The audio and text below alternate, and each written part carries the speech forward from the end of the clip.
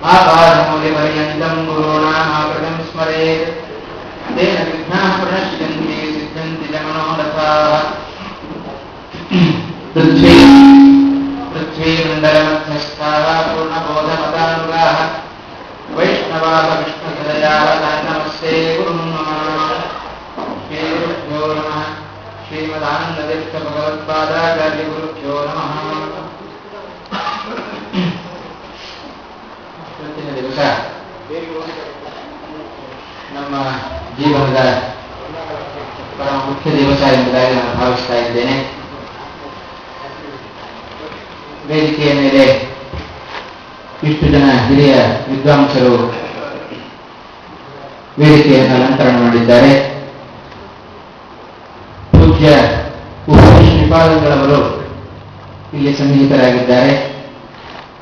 ಆ ಉಭಯ ಶ್ರೀಪಾದಂಗಳವರ ಆಶೀರ್ವಾದದೊಂದಿಗೆ ಹಾಗೂ ನನಗಿಂತ ಹಿರಿಯರಾದ ಎಲ್ಲ ವಿದ್ವಾಂಸರೊಂದಿಗೆ ಇಲ್ಲಿ ವೇದಿಕೆಯಲ್ಲಿ ಅಲಂಕೃತರಾದ ಎಲ್ಲ ವಿದ್ವಾಂಸರಿಗೂ ಹಾಗೂ ಇಲ್ಲಿ ನಡೆದ ಎಲ್ಲ ಭಕ್ತವೃಂದಕ್ಕೂ ಕೂಡ ಅನಂತ ಕೃತಜ್ಞತೆಗಳನ್ನ ನಮಸ್ಕಾರಗಳನ್ನ ಸಮರ್ಪಣೆ ಮಾಡುತ್ತಾ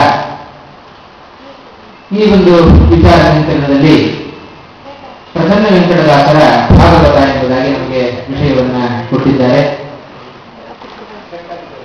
ಈಗಷ್ಟೇ ನಿರೂಪಣೆಯನ್ನು ಮಾಡುವಾಗ ದಾಸಗಾಹಿತ್ಯ ಅಂತ ಹೇಳಿದರೆ ಅದರಲ್ಲಿ ಹೆಚ್ಚಾಗಿ ಭಾಗವಹಿಸೋದು ಸ್ತ್ರೀಯರೇ ಹೆಚ್ಚಾಗಿ ಭಾಗವಹಿಸುತ್ತಾರೆ. ಅದರಿಂದ ತಿರುಪತಿ ದೇವಸ್ಥಾನದ ಆ ಒಂದು ಭಾಗದಲ್ಲಿ ಹೆಚ್ಚಾಗಿ ಸ್ತ್ರೀಯರ ಒಂದು ಪಾತ್ರದಲ್ಲಿ ಹೆಚ್ಚಾಗಿದೆ ಎಂಬುದಾಗಿ ಅವರು ಸೂಚನೆಯನ್ನು ಮಾಡಿದ್ದಾರೆ. ಆದರೆ ಸ್ತ್ರೀಯರು ಹೆಚ್ಚಾಗಿ ಭಾಗವಹಿಸಿದರೂ ಕೂಡ ಇಡೀ ಸಮಗ್ರ ದಾಸ ಸಾಹಿತ್ಯ ಮೂಡಿ ಬಂದದ್ದು ಪುರುಷರಿಂದ ಅಂತ ಒಂದು ವಿಷಯವನ್ನು ಗಮನಿಸಿದರೆ ಎಷ್ಟರ ಮಟ್ಟಿಗೆ ಒಂದು ಪುರುಷರ ಕೊಡುಗೆಯೂ ಕೂಡ ಆ ದಾಸ ಸಾಹಿತ್ಯಕ್ಕಿದೆ ಎಂಬುದನ್ನು ನಾವು ಕಾಣಬಹುದು. ಇಂಥ ವ್ಯಕ್ತಿಗಳ ಪಾತ್ರ ಮುಖ್ಯ ಅಲ್ಲ, ಅವರು ರಚನೆ ಮಾಡಿದ ಕೃತಿಗಳು ಎಷ್ಟರ ಮಟ್ಟಿಗೆ ಭಗವಂತನಿಗೆ ನಮ್ಮನ್ನು ಕರೆದುಕೊಂಡು ಹೋಗೋದಕ್ಕೆ ಹತ್ತಿರವಾಗಿದೆ ಅನ್ನೋದು ಬಹಳ ಮುಖ್ಯ. ಆದ್ದರಿಂದ ಅಂಥ ಒಂದು ದಾಸ ಸಾಹಿತ್ಯ ಪರಂಪರೆಯಲ್ಲಿ ಬಂದ ಅನೇಕ ದಾಸವರಣ್ಯರು ದಾಸ ಸಾಹಿತ್ಯ ಪರಂಪರೆಯಲ್ಲಿ ಬಂದಿದ್ದಾರೆ. ಅಂಥ ದಾಸಶ್ರೇಷ್ಠರಲ್ಲಿ ಒಬ್ಬರಾದ ಪ್ರಸನ್ನ ವೆಂಕಟದಾಸರು ಅನೇಕ ಕೃತಿಗಳನ್ನ ರಚನೆ ಮಾಡಿದ್ದಾರೆ. ಅನೇಕ ಕೃತಿಗಳಲ್ಲಿ ಕೆಲವು ಕೃತಿಗಳು ಮಾತ್ರ ಈಗ ಲಭ್ಯವಾಗಿದ್ದಾವೆ. ಆ ಕೃತಿಗಳಲ್ಲಿ ಒಂದಾಗಿರತಕ್ಕಂಥದ್ದು ಈ ಪ್ರಸನ್ನ ವೆಂಕಟದಾಸರ ಭಾಗವತ ಎಂಬುದು. ಪ್ರಸನ್ನ ವೆಂಕಟದಾಸರ ಪರಿಚಯವನ್ನ ಸ್ವಲ್ಪ ಮಟ್ಟಿಗೆ ಒಂದು 2 ನಿಮಿಷಗಳಲ್ಲಿ ನಾನು ಮಾತನಾಡಿ ಅವರ ಪರಿಚಯವನ್ನು ಮಾಡಿಕೊಡಲಿಕ್ಕೆ ಪ್ರಯತ್ನವನ್ನು ಮಾಡುತ್ತೇನೆ. ಮೊದಲನೇ ಉಪನ್ಯಾಸಕ ಆದ್ದರಿಂದ ಆ ಒಂದು ಪರಿಚಯವನ್ನು ಮಾಡಿಕೊಟ್ಟು ನಂತರದಲ್ಲಿ ಅವರ ಕೃತಿಯ ಬಗ್ಗೆ ಮಾತನಾಡಲು ಸೂಕ್ತ ಎಂಬ ಒಂದು ಅಂಶವನ್ನು ಮನಗಂಡು ಪ್ರಸನ್ನ ವೆಂಕಟದಾಸರು ಅವರ ಜೀವನ ಚರಿತ್ರೆಯನ್ನು ಗಮನಿಸಿದರೆ ಬಹಳ ಬಡತನದಲ್ಲಿ ಬಂದ ವ್ಯಕ್ತಿಗಳು. ತಾವು ಬಾಲ್ಯದ ವಯಸ್ಸಿನಲ್ಲಿಯೇ ತಂದೆ ತಾಯಿಗಳನ್ನು ಕಳೆದುಕೊಂಡ ವ್ಯಕ್ತಿಗಳು ಪ್ರಸನ್ನ ವೆಂಕಟದಾಸರು. ಅವರ ಮುಂಚೆ ಹೆಸರು ಕೂಡ ಶ್ರೀನಿವಾಸ ಎಂಬುದಾಗಿ ಅವರ ಹೆಸರು ಎಂಬುದಾಗಿ ನಾವು ಕಾಣ್ತಾ ಇದ್ದೇವೆ. ಹಾಗೆ ಬಾಲ್ಯದಲ್ಲಿ ತಂದೆ ತಾಯಿಗಳನ್ನು ಕಳೆದುಕೊಂಡ ಅವರು ಅಣ್ಣನ ಆಶ್ರಯದಲ್ಲಿ ಬೆಳೀತಾ ಇದ್ದಾರೆ. ಅಣ್ಣನ ಆಶ್ರಯದಲ್ಲಿ ಬೆಳೀತಾ ಅಣ್ಣನ ಹೆಂಡತಿಯಾದ ಅತ್ತಿಗೆ ಎಲ್ಲಿ ಬೇಕಾದಷ್ಟು ಬೈಗುವ ಮಾತುಗಳನ್ನು ಕೇಳ್ತಾ ಇದ್ದಾರೆ. ಅಷ್ಟು ನಿಕೃಷ್ಟದ ವ್ಯಕ್ತಿಯಾಗಿ ಆ ಅಣ್ಣನ ಆಶ್ರಯದಲ್ಲಿ ಬೆಳೀತಾ ಇದ್ದಾರೆ. ಆದರೆ ಅವರ ಅಣ್ಣ ಬೇಕಾದಷ್ಟು ಪ್ರವಚನಗಳನ್ನ ಪಾಠಗಳನ್ನು ಮಾಡೋದ್ರ ಮೂಲಕ ಲೋಕದಲ್ಲಿ ಬಹಳ ಪ್ರಸಿದ್ಧಿಯನ್ನು ಪಡೆದ ವ್ಯಕ್ತಿಗಳು. ಆದರೆ ಇವರ ಒಂದು ಬಾಲ್ಯವನ್ನು ಗಮನಿಸಿದರೆ ಇವರ ಕೆಲಸ ಏನು, ದೈನಂದಿನ ಚರಿತ್ರೆ ಏನು, ಕೇವಲ ಹಸುಗಳನ್ನು ಮೇಯಿಸುವ ಕೆಲಸವನ್ನು ಮಾಡಿಕೊಂಡಿದ್ದ ವ್ಯಕ್ತಿಗಳು ಪ್ರಸನ್ನ ವೆಂಕಟದಾಸರು ಬಾಲ್ಯದಲ್ಲಿ. ಹಾಗೆ ಪ್ರತಿನಿತ್ಯ ಆ ಒಂದು ಕೆಲಸವನ್ನು ಮಾಡ್ತಾ ಕಾಲವನ್ನು ಕಳೀತಾ ಇದ್ದ ಆ ವ್ಯಕ್ತಿಗಳು ಒಮ್ಮೆ ಅವರ ಅತ್ತಿಗೆಯ ಕಠೋರವಾದ ಮಾತುಗಳನ್ನು ಕೇಳಲಾರದೆ ಇನ್ನು ನಾನು ಈ ಮನೆಯಲ್ಲಿ ಇರೋದು ಬೇಡ ಅಂತ ತೀರ್ಮಾನವನ್ನು ಮಾಡಿಕೊಂಡು ಶ್ರೀನಿವಾಸನ ದರ್ಶನವನ್ನು ತೆಗೆದುಕೊಳ್ಳುವುದಕ್ಕೋಸ್ಕರ ತಿರುಪತಿಗೆ ಬಂದಿದ್ದಾರೆ. ಅಲ್ಲಿ ಬಂದಾಗ ಭಗವಂತನ ಅನುಗ್ರಹವನ್ನು ಸಂಪೂರ್ಣವಾಗಿ ಪಡೆದುಕೊಂಡ ವ್ಯಕ್ತಿಗಳು ಆ ಶ್ರೀನಿವಾಸನ ಅನುಗ್ರಹವು ವೆಂಕಟೇಶನ ವಿಶೇಷವಾದ ಅನುಗ್ರಹದಿಂದಾಗಿ ಎಲ್ಲ ರೀತಿಯಾದ ಜ್ಞಾನವನ್ನು ಸಂಪಾದನೆ ಮಾಡಿದ್ದಾರೆ ಆ ಪ್ರಸನ್ನ ವೆಂಕಟದಾಸರು. ಹಾಗೆ ಜನಾರ್ದನಾಚಾರ್ಯರು ಎಂಬ ವ್ಯಕ್ತಿಗಳಿಂದ ತಾವು ವಿಶೇಷವಾಗಿ ದ್ವೈತ ಸಿದ್ಧಾಂತದ ಅನೇಕ ಸ್ವಾರಸ್ಯಗಳನ್ನು ಪ್ರಮೇಯಗಳನ್ನು ತಾವು ಅರ್ಥ ಮಾಡಿಕೊಂಡು ನಂತರದಲ್ಲಿ ಅವರ ಕೃತಿಗಳನ್ನು ಅವರ ಗ್ರಂಥಗಳನ್ನು ನಾವು ಅವಲೋಕನ ಮಾಡಿದರೆ ಸಾಕು. ಅವಲೋಕನ ಮಾಡಿದರೆ ನಮಗೆ ಗೊತ್ತಾಗುತ್ತೆ ಎಷ್ಟರ ಮಟ್ಟಿಗೆ ಅವರಿಗೆ ಜ್ಞಾನ ಇದೆ ಎಂಬುದಾಗಿ.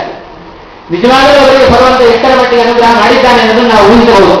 ಬಾಲ್ಯದಲ್ಲಿ ಅವರು ಕಳೆದ ಜೀವನದ ಪರಿ ಹೇಗಿತ್ತು, ನಂತರದಲ್ಲಿ ಭಗವಂತನ ಅನುಗ್ರಹ ಆದಮೇಲೆ ಅವರ ಜೀವನ ಹೇಗಿತ್ತು ಅನ್ನೋದನ್ನು ಗಮನಿಸಿದರೆ ಕಿವಲಭ್ಯಂ ಭಗವತಿ ಪ್ರಸನ್ನೆ ಶ್ರೀನಿಕೇತನೆ. ಪ್ರಸನ್ನ ಲಕ್ಷ್ಮೀದೇವಿಯ ಪುದಿನ ಪತಿಯಾದ ಭಗವಂತ ನಾರಾಯಣನ ಪ್ರಸನ್ನನಾದರೆ ಕಿಮಲಭ್ಯಂ ಯಾವುದು ಅಸುಲಭ, ಎಲ್ಲವೂ ಕೂಡ ಅಸುಲಭವಾಗಿ ಇರತಕ್ಕಂಥದ್ದಾದ್ದರಿಂದ ಅಂಥ ಅಸುಲಭವಾದದ್ದು ಪ್ರತಿಯೊಂದು ಕೂಡ ಅಸುಲಭವೇ ಅಂತ ಹೇಳಲಿಕ್ಕಿಲ್ಲ, ಪ್ರತಿಯೊಂದು ಕೂಡ ಸುಲಭವಾದದ್ದೇ ಆದ್ದರಿಂದ ಆ ಪ್ರಸನ್ನ ವೆಂಕಟದಾಸರ ಆ ಒಂದು ಜೀವನ ಚರಿತ್ರೆಯನ್ನು ಗಮನಿಸಿದರೆ ಎಷ್ಟರ ಮಟ್ಟಿಗೆ ಅವರು ಭಗವದ್ ಅನುಗ್ರಹಕ್ಕೆ ಪಾತ್ರರಾಗಿದ್ದಾರೆ ಎಂಬುದಾಗಿ ನಾವು ಅರ್ಥ ಮಾಡಿಕೊಳ್ಳಬಹುದು. ಅವರ ಅನೇಕ ಕೃತಿಗಳಲ್ಲಿ ಒಂದಾದದ್ದು ಭಾಗವತದ ಬಗ್ಗೆ ಯಾಕೆ ದಾಸರು ಅಂಥ ಒಂದು ಕೃತಿಯನ್ನು ರಚನೆ ಮಾಡಿದ್ದಾರೆ. ಬೇಕಾದಷ್ಟು ಕೃತಿಗಳನ್ನ ಉಗಾಭೋಗಗಳು, ಸುಡಾದಿಗಳು, ಬೇಕಾದಷ್ಟು ಕೀರ್ತನೆಗಳು ಎಲ್ಲವನ್ನೂ ಕೂಡ ಅವರ ಹೆಸರಿನಲ್ಲಿ ನಾವು ಕಾಣ್ತಾ ಇದ್ದೇವೆ. ಭಾಗವತದ ಮೇಲೆ ಏನು ಬೆಳಕನ್ನು ಚೆಲ್ಲಿದ್ದಾರೆ ಇದು ಯಾಕೆ ಎಂದು ಪ್ರಶ್ನೆ ಮಾಡಿದರೆ ದಾಸರ ಮತ್ತೊಂದು ಮಾತು ನಮಗೆ ಜ್ಞಾಪಕಕ್ಕೆ ಬರುತ್ತೆ. ಹಾಡು ಹರಟೆಯಾಡಿ ಮನವ ಬೀಳುಕೊಳ್ಳಬೇಡಿ, 7 ದಿನದ ಕಥೆಯ ಕೇಳಿ ಹೇಳಿರೋ ಉಂಟಕೆ ಅಂತ. ಯಾವುದು 7 ದಿನದ ಕಥೆ ಯಾವುದು? ಅದೇ ಶ್ರೀಮದ್ ಭಾಗವತ. ಭಾದ್ರಪದ ಮಾಸದ ಶುಕ್ಲ ಪಕ್ಷದ ನವಮಿಯಿಂದ ಆರಂಭಿಸಿ ಹುಣ್ಣಿಮೆಯವರೆಗೆ ಶುಕಾಚಾರ್ಯರು ಪರೀಕ್ಷಿತ ರಾಜನಿಗೆ ಉಪದೇಶವನ್ನು ಕೊಟ್ಟ ಸಮಯ. ಆದ್ದರಿಂದ ನಾವು ಅಪ್ರೋಷ್ಟಪದಿ ಭಾಗವತ ಅಂತ ಯಾಕೆ ಕರೀತಾ ಇದ್ದೇವೆ? ಭಾಗವತ ಮಾಸ ಬಂದರೆ ಅದರಲ್ಲಿ ಯಾಕೆ ಭಾಗವತದ ಶ್ರವಣವನ್ನು ನಾವು ಮಾಡ್ತೇವೆ, ಅದರ ಪಠಣವನ್ನು ಯಾಕೆ ನಾವು ಮಾಡ್ತೇವೆ?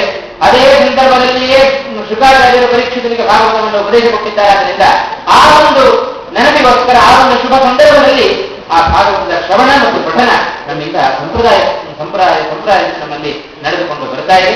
ಅದನ್ನ 7 ದಿನದ ಕಥೆಯ ಕೇಳಿ ಹೇಳಿರೋ ವೈಕುಂಠಕ್ಕೆ ಆ ಭಾಗವತದ ಶ್ರವಣವನ್ನ ಅನೇಕ ಬಾರಿ ನಾವು ಮಾಡ್ತೇವೆ.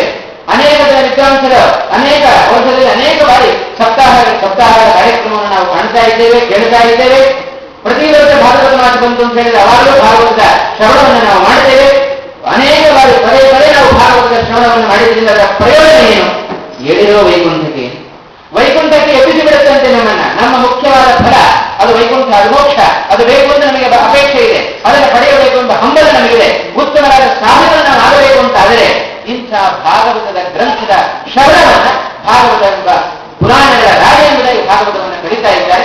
ಅಂತಹ ಭಾಗವತದ ಶ್ರವಣವನ್ನ, ಅಂತಹ ಭಾಗವತದ ಪಠಣವನ್ನ ಮಾಡದ ಹೊರತು ನಮಗೆ ವೈಕುಂಠದ ಭಾಗದಲ್ಲಿ ಎಲ್ಲಿದೆ ಎಂದು ನಾವು ಕಾಣುವುದು ಕೂಡ ಇಲ್ಲ. ಅಷ್ಟು ದೂರದಲ್ಲಿ ನಾವು ಇದ್ದು ಬಿಡುತ್ತೇವೆ. ಭಾಗವತವನ್ನು ಓದಬೇಕು ಅಂತ ಪುಸ್ತಕವನ್ನು ಕೈಗೆತ್ತಿಕೊಂಡ್ರೆ ಇಷ್ಟು ದಪ್ಪ ಪುಸ್ತಕ ನೋಡಿದರೆ ಪ್ರತಿಯೊಂದು ಕೂಡ ದೇವ ಭಾಷೆಯಲ್ಲಿ ಇರತಕ್ಕಂತಹ ಗ್ರಂಥ ಸಂಸ್ಕೃತ ಭಾಷೆಯಲ್ಲಿದೆ. ಅದನ್ನು ಅರ್ಥ ಆಗುವುದು ಹೇಗೆ? ಇಲ್ಲಪ್ಪ ನೋಡಿದ್ರೆ ಸಂಸ್ಕೃತ ಭಾಷೆಯಲ್ಲಿದೆ, ನಮ್ಮಂತೂ ಸಂಸ್ಕೃತ ಬಾರದು. ಆ ಗ್ರಂಥದಲ್ಲಿ ಬಹಳ ವಿಸ್ತಾರವಾಗಿದೆ, ಅದನ್ನು ನೋಡೋದಕ್ಕೆ ಭಾಗವತ ಗ್ರಂಥ ಸೀಮಿತ ಹೊರತು ಅದನ್ನು ಅಧ್ಯಯನ ಮಾಡೋದಿಲ್ಲ ನಾವು ಅಂತ ಅನೇಕ ಜನರು ಹಿಂದೆ ಬೀಳಬಹುದು. ಹಾಗೆ ದೂರದ ಒಂದು ಆಲೋಚನೆಯನ್ನ ಮಾಡಿ ವೆಂಕಟದಾಸರು ಒಂದು ಉತ್ತಮವಾದ ಕೆಲಸವನ್ನ ನಮ್ಮ ಮುಂದೆ ಮಾಡಿಟ್ಟಿದ್ದಾರೆ. ಅದು ಯಾವ ಕೆಲಸ? ಅದು ಭಾಗವತದ ಮೇಲೆ ಕನ್ನಡದಲ್ಲಿ ಭಾಗವತವನ್ನ ಸಮಗ್ರವಾದ ಏನು ವ್ಯಾಕರಣದ ಪ್ರಣೀತವಾದ ಭಾಗವತ ಇದೆ. ಕೇವಲ ಪ್ರಸನ್ನ ವೆಂಕಟದಾಸರ ಭಾಗವತ ಅಂದರೆ ದಶಮಸ್ಕಂದದ ಪೂರ್ವಾರ್ಧಕ್ಕೆ ಮಾತ್ರ ಬಹುಶಃ ಅವರು ಬರೆದಿದ್ದಾರೆ ಅಂತ ನಾನು ಭಾವಿಸ್ತಾ ಇದ್ದೇನೆ. ಅದರಿಂದ ಆ ಏನು ಬೇಕು ಮುಖ್ಯವಾಗಿ ನಮಗೆ ಹತ್ತಿರದ ದೈವ ಅದು ಕೃಷ್ಣ ಪರಮಾತ್ಮ.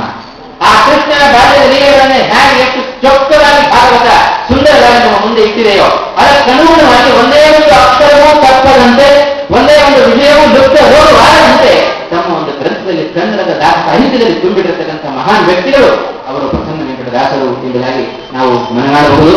ಅದನ್ನ ಏನೋ ವಿಷಯ ಲೋಪವಾದಂತೆ ನಾವು ಆ ಮೂಲ ಪುಸ್ತಕವನ್ನು ಹಿಡಿದುಕೊಂಡು ಈ ಪ್ರಸನ್ನ ವೆಂಕಟದಾಸರ ಈ ಭಾಗವತವನ್ನು ಕನ್ನಡದ ಭಾಗವತವನ್ನು ನಾವು ಓದ್ತಾ ಹೋದರೆ ಯಾವ ವಿಷಯಗಳು ನಮ್ಮಿಂದ ಲೋಪ ಆಗಲಿಕ್ಕೆ ಸಾಧ್ಯ ಇಲ್ಲ. ಜಾತಿ ಅಂತ ಬಂದ್ರೆ ಅನುಕ್ರಮಣಿಕವಾಗಿ ಭಾಗವತ ಯಾವ ರೀತಿಯಾಗಿ ಆ ಒಂದು ಚರಿತ್ರೆಯನ್ನ ವರ್ಣನೆ ಮಾಡಿಕೊಂಡು ಹೋಗ್ತಾ ಇದೆಯೋ ಅದರಂತೆ ಅದಕ್ಕನುಗುಣವಾಗಿ ದಾಸರು ಕೂಡ ಆ ತಮ್ಮ ಭಾಗವತದ ಒಂದು ಅನುವಾದವನ್ನ ತಮ್ಮ ಗ್ರಂಥದಲ್ಲಿ ತಮ್ಮ ಕೃತಿಯಲ್ಲಿ ಮಾಡಿದ್ದನ್ನು ನಾವು ಕಾಣ್ತಾ ಇದ್ದೇವೆ. ಇಂಥ ಭಾಗವತ ಗ್ರಂಥ, ಆ ಭಾಗವತ ಗ್ರಂಥ ಕೇವಲ ಕೆಲವು ವ್ಯಕ್ತಿಗಳಿಗೆ ಮಾತ್ರ ಸೀಮಿತವಾಗಬಾರದು ಅನ್ನೋ ದೃಷ್ಟಿಯಿಂದ ದಾಸರು ಆ ಕನ್ನಡದಲ್ಲಿ ಭಾಗವತವನ್ನ ರಚನೆ ಮಾಡಿ ನಮಗೆ ಕೊಟ್ಟಿದ್ದಾರೆ. ದಶಮಸ್ಕಂಧ ಸಮಗ್ರವಾಗಿ ಆ ಕೃಷ್ಣನ ಚರಿತ್ರೆಯನ್ನ ವರ್ಣನೆ ಮಾಡುವ ಒಂದು ಉತ್ತಮವಾದ ಭಾಗ. ಅದರಲ್ಲಿ ಪೂರ್ವಾರ್ಧ ಉತ್ತರಾರ್ಧ ಅಂತ 2 ಭಾಗಗಳನ್ನು ನಾವು ಕಾಣ್ತಾ ಇದ್ದೇವೆ. ಆ ಪೂರ್ವಾರ್ಧದಲ್ಲಿ